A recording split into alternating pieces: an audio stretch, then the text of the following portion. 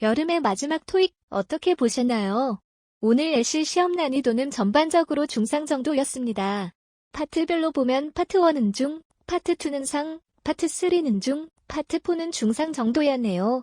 전체적으로 스피드가 상당히 빨랐기 때문에 당황하신 분들이 계셨을 거예요. 파트 1은 빈출 사진이 나왔지만 평소보다 어휘 수준이 높고 처음부터 속도가 빨랐기 때문에 주의 깊게 듣지 않았으면 정답을 놓치기 쉬웠어요. 파트 2는 간접 답변의 비중이 절반 미만이었어요. 하지만 지난달에 이어 평서문 문제가 많이 출제되었고 영국, 호주 발음에 익숙하지 않은 분들은 어렵다고 느낀 분들이 많았을 거예요. 파트 3는 문제나 보기 길이가 평소와 비슷했고 지문 길이도 보통이었어요. 대신 지문 일부를 아주 정확히 들어야만 풀 수 있는 문제들이 좀 까다로웠죠. 그래픽을 미리 파악해두지 않으면 바로 정답을 고르기 어려운 문제도 있었고요. 파트 4는 패러프레이징이 많이 됐고 문제나 보기 길이가 좀 길었어요. 어휘 수준도 낮지 않아서 어려웠습니다. 그럼 파트 1 사진과 빈출 표현 살펴볼까요? There are some tables in a park. The benches are unoccupied. Looking into a microscope. Using scientific instruments. Using some laboratory equipment. 파트 2의 주요 간접 답변 패턴들도 살펴보고 가겠습니다. 웬 의문문에 대한 간접 답변입니다. 제프리는 보통 언제 출근하냐는 의문문에 He's on a business trip now. 라고 대답했습니다. 언제 출근해요? 라는 건 단순히 출근 시간을 묻는 질문일 수도 있지만 그 사람에게 볼 일이 있어서 언제 만날 수 있는지를 묻는 질문도 되죠. 그래서 그 질문에 대해 지금 출장 중이에요. 그래서 볼 수 없어요. 라고 답하는 패턴입니다. 후 의문문에 대한 간접 답변입니다. 누가 이 로고의 디자인을 승인했냐고 묻는 의문문에 Don't you like it? 이라고 답변했어요. 보통 후 의문문에는 사람 이름이나 직책으로 직접 답변을 할 수 있는데요. 누가 이걸 했어요? 라고 물어봤을 때 마음에 안 드세요? 라고 반문을 할 수도 있는 거죠. 선택 의문문의 반문으로 답변하는 패턴도 하나 살펴볼게요. 공연이 6시에 시작하는지 7시에 시작하는지 묻는 질문에 Don't we have a meeting tonight? 이라고 했습니다. 이런 패턴에 대해서는 질문의 의도를 잘 파악해야 합니다. 단순히 시작 시간이 궁금한 게 아니라 그 공연을 보러 갈 거라서 시간을 확인하는 질문이죠. 그리고 여기에 대해서 그 시간에 우리 미팅 있잖아요? 라고 하면 그 공연을 볼 수 없을 거라는 뜻입니다. 오늘은 이런 식으로 질문의 의도를 잘 파악해야만 하는 문제들이 많았어요. 파트 3와 4에서 주의해야 할 그래픽 문제도 같이 짚고 넘어갈까요? 가끔 나오는 파이 차트를 보겠습니다. 이렇게 파이 차트가 나오면 각 항목의 이름과 퍼센트만 확인해서는 안 됩니다. 항목의 이름이나 퍼센트 정보가 직접 언급되지 않고 가장 심각한 문제, 두 번째로 심각한 문제와 같은 식으로 단서가 나올 수 있거든요. 이때 한 항목이 아니라 2가지 이상의 항목이 비교될 수 있으니 구별해서 잘 들어주셔야 합니다. 함정이 나오기 쉬운 부분이니까요. 그럼 LC 대비 전략을 짚고 넘어갈까요? 우선 파트 1은요, 쉬운 파트라고 방심하면 안 됩니다. 오늘처럼 갑자기 어려운 표현이 나오거나 상당히 빨라질 수 있어요. 꾸준히 실전 연습을 하면서 어떤 난이도로 나오더라도 적응할 수 있어야 하고요. 파트 2는요, 다양한 질문과 답변 패턴을 익히고 질문의 의도를 파악하는 연습을 해야 합니다. 몰라서 물어보는 건지, 뭘 확인하려고 하는 건지, 요청이나 제안을 하는 건지에 따라 답변이 달라질 수 있기 때문입니다. 파트 3와 4는요, 문제를 미리 읽는 건 다 알고 계시죠? 아울러 그래픽 문제는 그 그래픽의 제목, 항목 정보, 수치 등도 미리 파악해야 합니다. 그래야 음성을 들으면서 바로 답을 고를 수 있어요. 그럼 RC 시험 난이도 살펴보겠습니다. 오늘 RC 난이도는 중상 정도였어요. 파트 5는 중하로 품사자리 문제보다 문법 문제와 어휘 문제 비중이 더 높았는데요. 문법 문제로는 인칭 대명사 문제, 동사 어형 고르기 문제, 전치사 문제, 등위 접속사 문제, 시제 문제, 복합 관계대명사 문제 등이 나왔습니다. 한두 문제를 제외하면 항상 나오는 문제들이죠. 파트 6는 중간 난이도였어요. 지문 길이는 긴 것과 짧은 것이 고르게 나왔고요. 지문 주제와 흐름을 이해해야 풀 수 있는 문맥 문제들이 대부분이었네요. 파트 7은 중상이었습니다. 지난달 시험보다는 덜 어려웠어요. 지문 길이는 보통이었고요. 거의 모든 답에서 패러프레이징이 됐죠. 대신 연계 지문과 문제의 난이도가 낮았어요. 그래서 풀이 시간이 지난번보다 적게 걸렸습니다. 그럼 파트 5 문제 중 유의할 유형 2개만 짚고 가볼게요.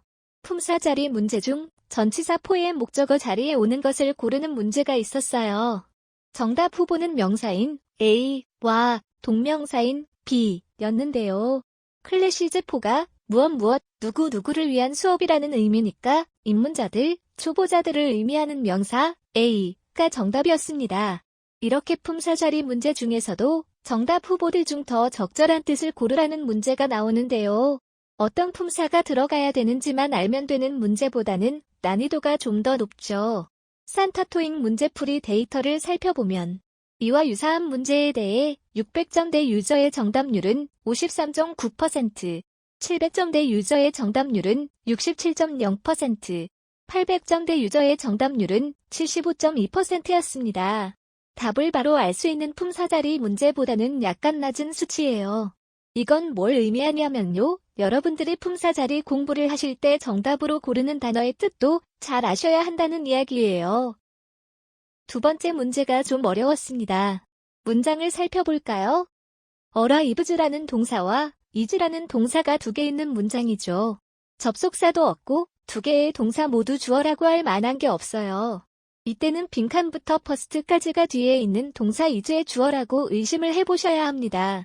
주어니까 명사절이겠죠? 그럼 표시된 명사절 부분을 볼까요? 동사 arrives의 주어가 없죠. 그러면 빈칸이 arrives의 주어가 됩니다. 이렇게 명사절을 이끌면서 동시에 절의 주어 역할을 할 수 있는 것은 보기 중에서는 복합 관계대명사인 whoever뿐입니다. 무엇 하는 사람은 누구든이라는 뜻이에요. anyone who와도 바꾸어 쓸 수 있고요. 정답은 C입니다. 나머지 보기들은 명사절을 이끌 수 없거나 명사절을 이끌 수는 있어도 절의 주어 역할을 할 수는 없는 것들 뿐이에요. 이와 유사한 문제의 정답률 살펴볼까요? 600점대 유저는 42.9%, 700점대 유저는 55.7%, 800점대 유저는 66.3%가 맞히는 문제입니다. 900점대 유저의 정답률도 800점대와 비슷했어요. 따라서 여러분이 고득점을 하려면 절이 2개 이상 있는 문장 구조를 잘 파악하고 그 절을 이끄는 접속사나 관계대명사, 복합관계대명사에 대해 정확히 알아두셔야 합니다. 파트 5 대비 전략을 정리해보면요. 문법에서는 항상 나오는 문제가 주로 나온다고 했죠. 그래서 점수를 빨리 올리고 싶으시면 문법은 빈출 유형 위주로 공부하시되 문장 구조는 반드시 알아두셔야 합니다. 문장에서 뭐가 동사고 뭐가 주어고 절이 2개 이상이라면 어떤 접속사로 연결되어 있는지 파악해야 된다는 거예요. 그리고 전치사 고르는 문제는 최소 3개 이상은 꼭꼭 출제되죠. 전치사 공부를 하실 때 각 전치사의 뜻만 외우지 마시고요. 함께 자주 쓰이는 동사나 명사나 형용사 같은 것들을 같이 알아두셔야 해요. 그러면 여러분이 어휘 문제를 푸실 때도 도움이 되고요. 무엇보다 고민하는 시간을 절약할 수 있습니다. 파트 7은요. 오늘은 더블 지문과 트리플 지문의 난이도가 그렇게 높지는 않았지만 그래도 문제를 다 못 푼 분들이 계시더라고요. 그래서 파트 7 트리플 지문 문제 푸는 법을 알려드리려고 해요. 우선 화면에 표시되는 숫자들을 잘 봐주세요. 이게 여러분이 보셔야 하는 순서입니다. 이걸 1분 내로 다 보시는 훈련을 해야 해요. 순서대로 설명을 드리면요. 우선 디렉션을 보고 지문 유형을 파악합니다. 이게 이메일인지, 광고인지, 주문서인지, 신문 기사인지를 알아야 해요. 지문마다 특성이 있고 이게 다음 스텝에 영향을 주기 때문입니다. 다음 스텝은요. 지문의 첫 부분, 즉 처음 2-3줄 정도만 읽고 각 지문들이 어떻게 연결되어 있는지를 파악하는 겁니다. 만약 이메일이 2개면 받는 사람과 보내는 사람, 제목 정도만 확인해도 이게 누가 주고받은 이메일인지, 주제가 뭔지를 알 수 있어요. 그 다음에 나머지 지문을 읽고 두 이메일과 어떤 관계에 있는지를 알아야 됩니다. 이 정도는 정리가 되어 있어야 문제 풀 준비가 돼요. 다음으로는요, 문제 5개를 빨리 읽습니다. 이때 이미 지문 유형이 뭔지, 서로 어떻게 연결되어 있는지를 어느 정도 파악한 상태이기 때문에 문제를 읽으면 어떤 지문을 읽어야 될지 대충 보이게 돼요. 트리플 지문에서 연계 문제는 2문제쯤 나오죠? 이 문제는 보통 2번째, 3번째, 4번째 문제로 출제되니까 유의하시고요. 그 다음에 지문을 쭉 읽으면서 또는 문제에서 찾은 키워드를 중심으로 해서 문제를 풉니다. 트리플 지문, 더블 지문은 먼저 큰 그림을 파악하고 문제에 접근해야 한다는 거 기억해주세요. 파트 7 대비 전략을 정리해보면요. 점수대별로 다릅니다. 600점대 이하는 우선 파트 7에 익숙해지는 게 중요해요. 지문 유형이나 문제의 유형별로 학습을 하는 게 더 효과적입니다. 싱글 지문 위주로 공부하시면서 답찾기 연습을 하시면 되고요. 700점대 이상은 실전 문제를 꾸준히 푸는 게 중요합니다. 그런데 이때 똑같은 수준의 문제만 계속 푸는 건 비효율적이겠죠? 내가 틀릴 만한 문제만 골라서 추천해주는 산타 토익으로 효율적인 학습해보세요. 마지막으로 문제를 풀면서 몰랐던 어휘와 패러프레이징을 복습하세요. 이걸 꾸준히 해주시면 파트 7 점수는 생각보다 빨리 오릅니다. 여름 내내 토익 공부 열심히 하신 분들, 오늘 시험 보시느라 너무 고생 많으셨습니다. 다들 노력하신 만큼 점수 잘 나오실 거예요. 이번 달 최신 경향 문제가 궁금하신 분들은 8월 27일 산타 토익 특별학습을 기대해주세요.